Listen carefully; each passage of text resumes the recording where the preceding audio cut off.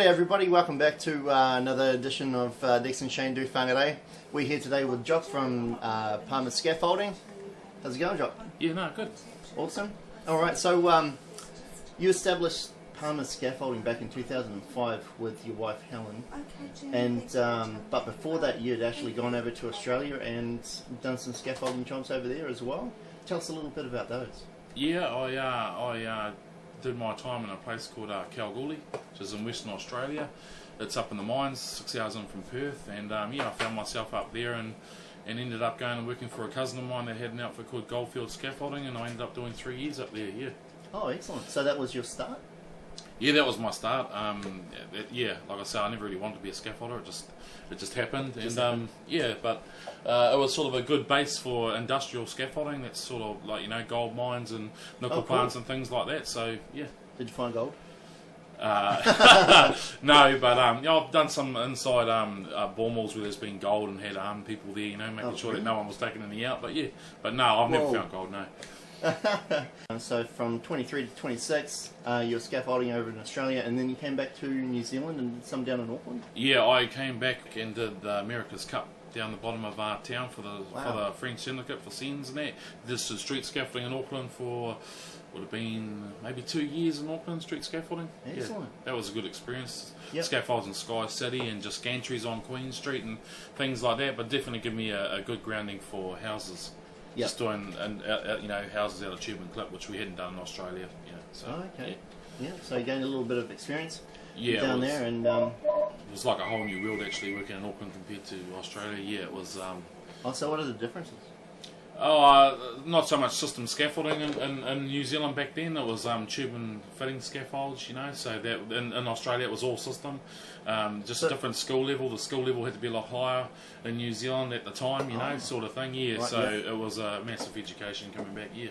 A lot of people watching this probably won't know what system is. Oh, okay. Yeah. Well, system scaffolding's where it's been prefabricated, where it just clicks like just a click block, whack it in with a hammer, like it's all set at 500, you know, increments. So you base it out, you level it up, and then it's just got set every 500. It has another thing where you can click it on. Whereas tube and clip scaffolds just bare tube with clips. Yep. And fittings and that, you've sort of got designed as you go. There is nothing on it. It's just literally a blank canvas. There's tube, there's clips, there's wooden planks. That's your stock standard scaffolding. Yeah, and that's in New Zealand. Back when I started, that was very, very popular. So you have to be you have to have a pretty good brain to work it out. You have to be onto it. Yeah. Awesome. Yeah. So there's the tube and clip. There's the quick stage scaffolding, stage. Yep. There's also aluminium scaffolding, which is your mobile towers. You see around town, just the aluminium ones that click to get a lightweight, really good for certain jobs. You know, they all have their applications. Like a mobile scaffold can fit on the back of a ute. It's real lightweight. It's got wheels. It can be moved. You can do a job here, move it over to here. You know, then your system scaffolds are more heavy duty. Got a higher loading rates and stuff like that. A lot more versatile. You know, and a lot more durable. Excellent. Steel, yeah. So that's what are the sort of pricings between the mobile ones and say your tube and clip ones? Is it much difference between somebody who's trying to decide whether to get the tube and clip for painting a house, so to speak? You would normally only use tube and clip scaffolding where you couldn't get a system scaffolding in. It is slower. It's slower.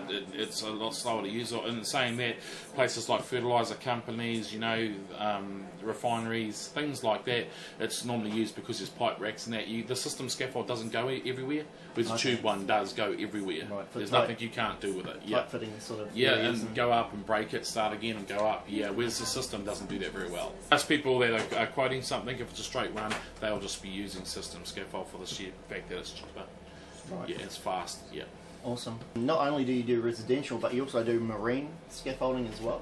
Yeah, we've got all the slipways in whangarei. We do all the boats come up from Fullers and from up north and out of Auckland as well. So yeah, we do a lot of marine scaffolds. That's quite interesting sometimes. Yep.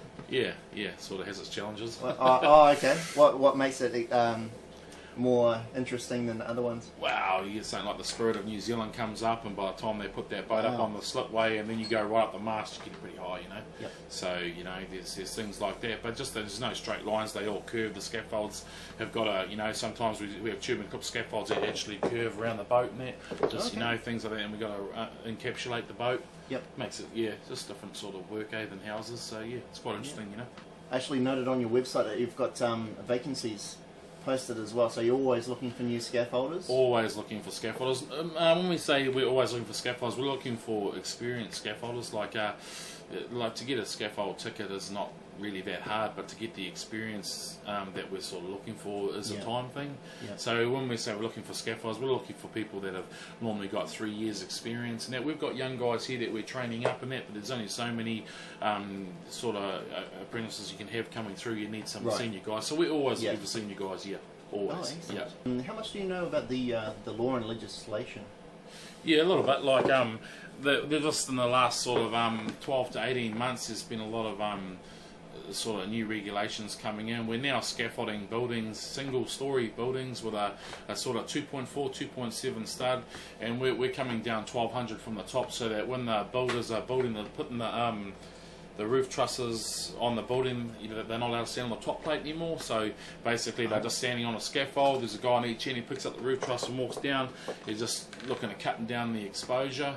With that, complementing that is nets now. They're using nets on the inside of the houses, so that the chippy can no longer fall onto the inside of the house. So they're basically just eliminating all the hazards involved with putting trusses on a building. There's been a lot of injuries in New Zealand the last 5 years, or even 10 years, from real low height stuff, 2-3 meters.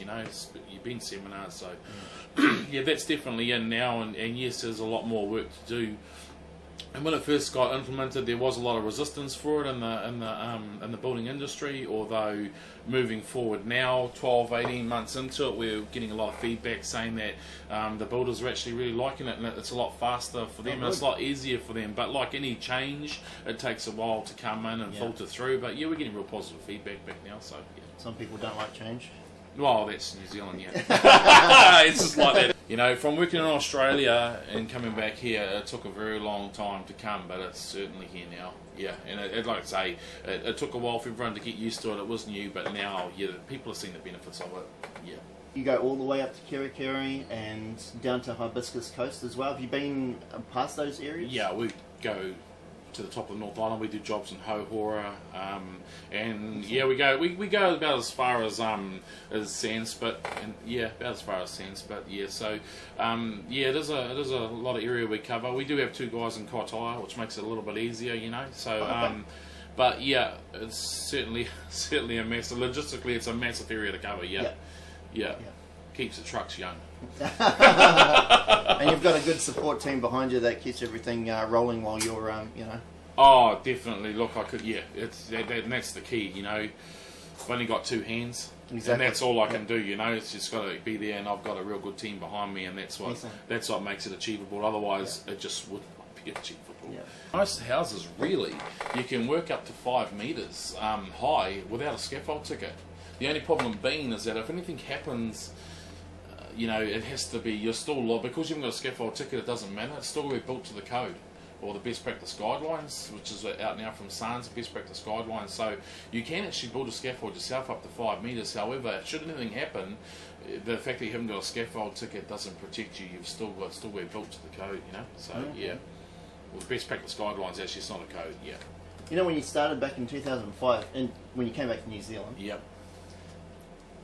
Looking back, if you could take your knowledge that you've got now and apply it, how differently would you have done things when you started? Well, yeah, that's I like that one. I think going into business is quite for a young. I was 30 odd, and I think it was a very scary thing. Like it was, it's a massive step from working for somebody to going out working for yourself and all the stuff that comes with it.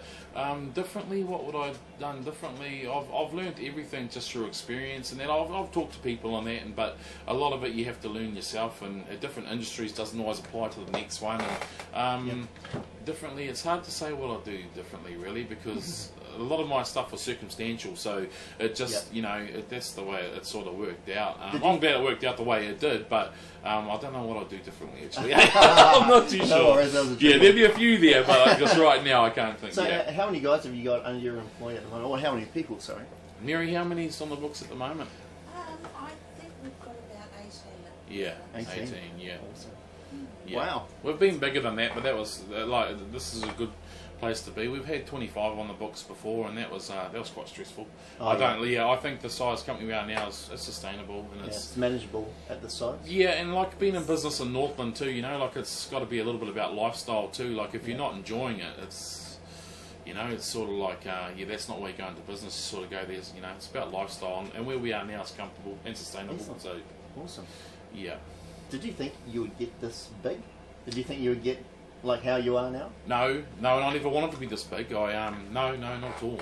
I was small for a few years. I had like 6 guys for a couple of years, but if you're doing good quality work in Northland, you just tend to grow naturally. The demand is there. The demand's there. It's very hard getting bigger and staying good though, as I'm sure all business owners would appreciate. Like it's okay when you're doing things yourself because you've got control, but when you start taking staff on too, you know, you got to implement things to keep that quality going right across the board as you expand. And that's the challenge. Yeah, and that's the challenge with business. But it's not just this business; that's all businesses. I just heard from a lovely lady that HT licenses are really good for young people to have if you're leaving school and thinking about getting into any sort of trade, really. Especially scaffolding. Young people that are looking to get into scaffolding, like coming in, people that have got an HT license, we really rate that.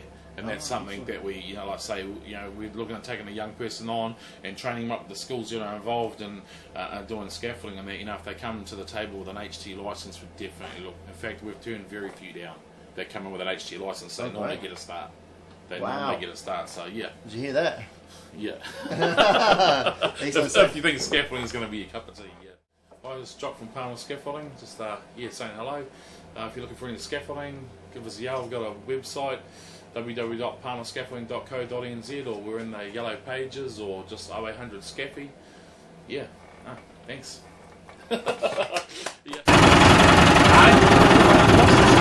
It's a wave. Awesome. We have a little bit of a blooper reel at the end of our videos. Yeah, so if there's any bad office habits you have that Jock doesn't know about. Yeah, you can voice them here if you want to.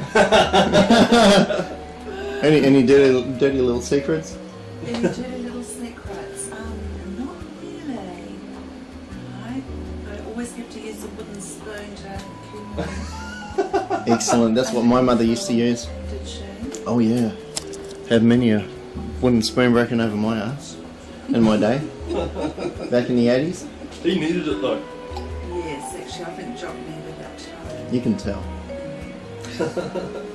Yes. Bit of a character, but no, awesome guy to work for.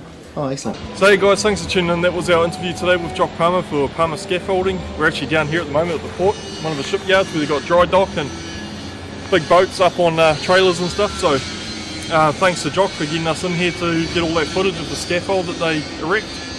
So yeah, hope you enjoyed the video. Tune in again. Thank you.